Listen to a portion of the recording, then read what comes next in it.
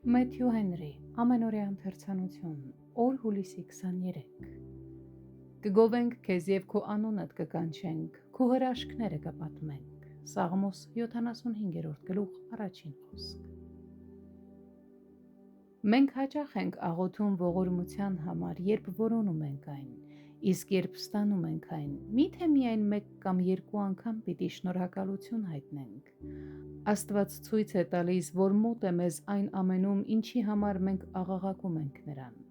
Հանրային վստահությամբ հանձնված պարտականությունները պետք է կառավարվեն արդարությամբ։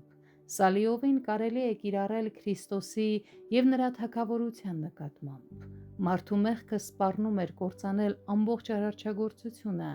բայց Քրիստոսը փրկեց աշխարհը լիակատար կործանումից։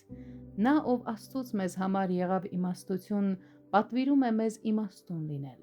Հիմարներին և ամբարիշտներին նա ասում է. հիմարություն մի արեք և եղջյուր մի բարձրացրեք։ Սաղմոս 75-րդ գլուխ 4-րդ խոսք։ Մարդկային սերունդի բոլոր ներկա հույսերն ու ապագա երջանկությունը բխում են Աստծո որդուց։ Ոչ մի երկրորդական պատճառ չի կարող մարդկանց բարձրացնել կամ պատվի արժանացնել առանց առաջին պատճառի։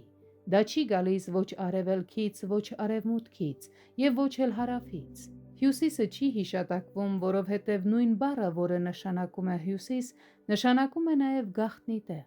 և հենց Աստծո խորհրդի գաղտնիքից է դա գալիս։ Միայն Աստծուց է, որ բոլոր մարդիկ ստանում են իրենց վճիռը։ Տառապանքի բաժակի մեջ ողորմության և շնորհի խառնուրդներ կան, երբ այն տրվում է Աստծո ժողովրդի ձեռքը, իսկ երբ այն տրվում է ամբարիշտների ձեռքը, նրա մեջ բարկության խառնուրդներ կան։ Աստծո ժողովուրդը նույնպես իր բաժինն ունի ընդհանուր աղետների մեջ, սակայն բաժակի պղտորությամբ լցված գինին նախատեսված է ամբարիշտների համար։ Դավթի որդու բարձրացումը սրբերի հավիտենական օրհնաբանության թեման կլինի։ Ուրեմն թող մեղավորները հնազանդվեն արդարության թագավորին, և թող հավատացյալները ուրախանան նրանով և վստահեն միայն Նրան։